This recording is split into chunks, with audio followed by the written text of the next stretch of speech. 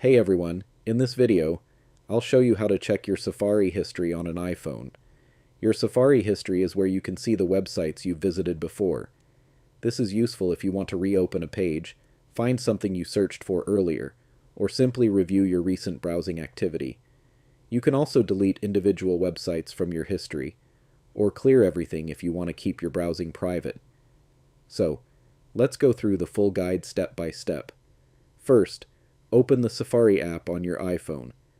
Once Safari is open, look at the bottom of the screen. Depending on your Safari layout, you may see the bookmarks icon directly, or you may need to tap the three dots first. If you see the three dots at the bottom right, tap on it.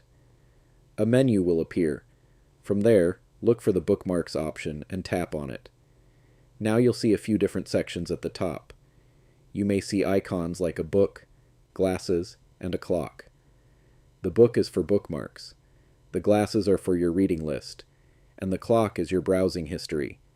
Tap on the clock icon. Now you'll be able to see your Safari history. This includes the websites that were opened recently on your iPhone. You can scroll through the list to find a website you visited before. If you want to open one of them again, just tap on it, and Safari will take you back to that page. If you want to delete only one item from your history, swipe from right to left on that website, then tap Delete.